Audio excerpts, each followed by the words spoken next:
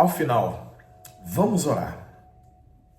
Em João capítulo 17, versículo 1 está dito: depois de dizer isso, Jesus olhou para o céu e orou: Pai, chegou a hora. Glorifica o teu filho para que o teu filho te glorifique. Bom, no momento mais difícil do ministério terreno de Jesus, sabendo o que viria a seguir, quando a hora chega, a dor aperta e a jornada está terminando, todos se afastam. Jesus sente que o fim se aproxima e ora, abrindo o coração. Ele se entrega e se derrama diante do Pai. Jesus orava porque era importante estar conectado ao Pai. Todos os dias devemos orar, não só para demonstrar gratidão pelas graças obtidas, mas também para chamar a presença dele para as horas mais escuras.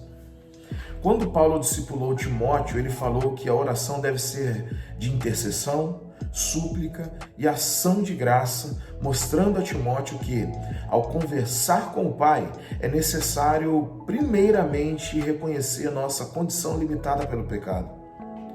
Todo bom relacionamento, para ser verdadeiro e duradouro, é nutrido por uma boa conversa.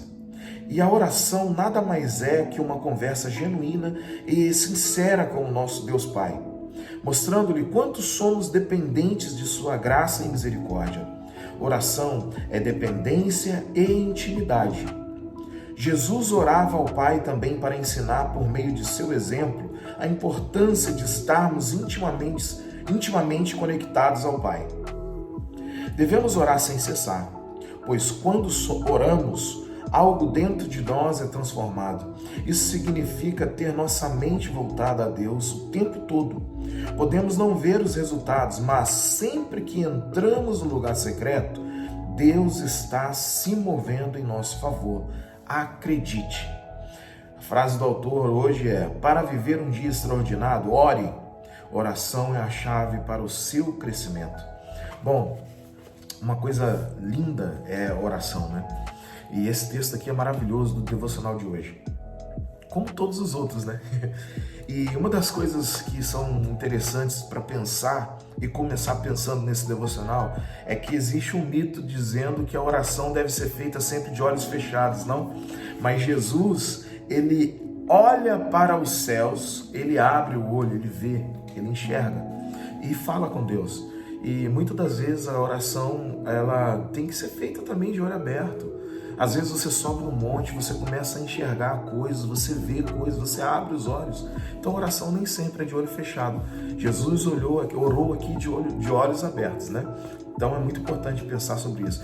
E outra coisa interessante é quando tudo está difícil, como diz o texto aqui, quando a angústia toma a nossa alma, quando o medo de perder tudo, medo de se perder, medo de perder pessoas que são queridas, quando esse medo chega, o que nós precisamos de fazer é orar. Nós precisamos entender que muitas coisas chegam à nossa vida e essas coisas que chegam à nossa vida devem nos impulsionar para a oração, deve fazer com que o nosso ser, com que a nossa alma busque ao Senhor. Então isso é muito importante também, porque muitas pessoas passam por momentos muito escuros, de escuridão própria, de dificuldade, de angústia, de medo, mas não procura orar. Procura nas pessoas soluções que somente Deus pode dar. Então, hoje, que Deus esclareça na nossa mente, no nosso coração, que o medo, a angústia, a tristeza, a dor, quando a gente se sente abandonado, o que nós devemos fazer não é nos revoltar contra o mundo, mas orar, nos derramar diante de Deus. Isso é a maior terapia que pode acontecer na nossa vida naquele momento. Então, se derrame diante de Deus, porque Ele é capaz de acalmar a sua alma, de desfazer, de dissipar todo o medo, toda a angústia que está no seu coração. Então, fale com Ele. Ele pode resolver causas que homens não podem resolver. Então fale com Ele hoje. Outras coisas que eu acho interessante falar e comunicar é que na Bíblia muitas pessoas oraram e podem servir de exemplo para a gente. Por exemplo, Agar, ela ora a Deus e pede uma provisão para o seu filho, que estava para morrer, e Deus responde a sua oração. Abraão ora pedindo a misericórdia para Sodoma e Gomorra e teve resultado na sua oração porque o seu sobrinho foi salvo daquela cidade. Por exemplo, Moisés ora a Deus porque as águas eram amargas e as águas se tornam doces. Ana, uma mulher estéril, ora a Deus e passa a ser mãe de filhos. Salomão pede sabedoria a Deus e recebe sabedoria. Salomão dedica o templo a Deus e Deus recebe aquela dedicação. Ezequias recebe mais anos de vida, porque ele ora e pede a Deus. Josafá, em um momento de muita angústia, porque um exército muito maior do que ele, uma condição impossível para ele, porque um exército que era grande e poderoso, tinha circundado toda a cidade e estava pronto para atacar. Ele ora a Deus e Deus luta por ele, luta uma batalha por ele que ele não poderia lutar.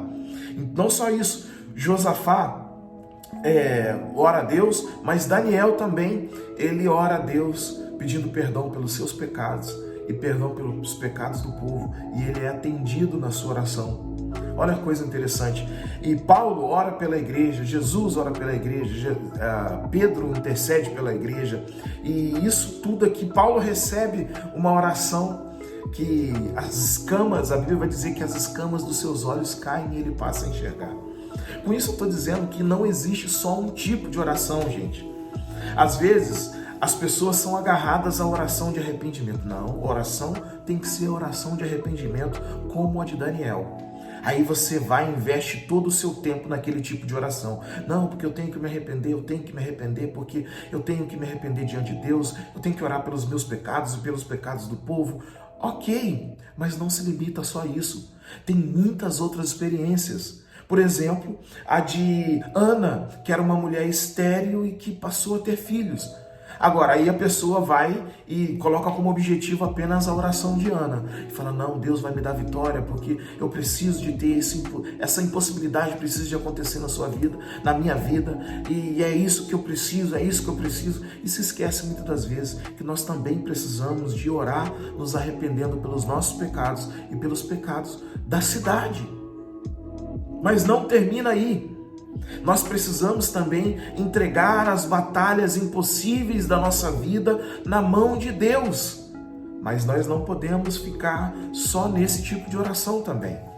Existem várias orações na Bíblia que podem ser uma motivação para a gente. Mas nós não podemos ficar apenas em uma ou em um tipo de oração. E com isso, eu queria falar com você que existe um cardápio enorme de oração, se assim a gente pode dizer, para você estar participando todos os dias. É importante orar entregando as suas angústias, é importante orar se desfazendo na presença de Deus por tudo que você está passando, sim.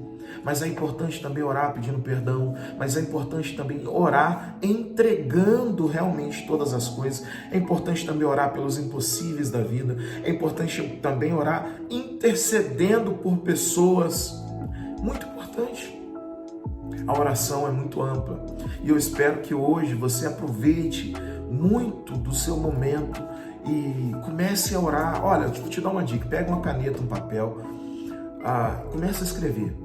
Olha, hoje eu vou orar por esses motivos. Hoje eu vou orar por esse outro. Assim você não vai cair na mesmice na sua oração. E porque o próprio Jesus vai dizer o seguinte, olha, quando vocês orarem, eu não quero que vocês fiquem com repetição vã. Eu quero que vocês conversem sobre várias coisas. E o texto vai dizer aqui, a leitura de hoje vai dizer que oração é conversa com Deus.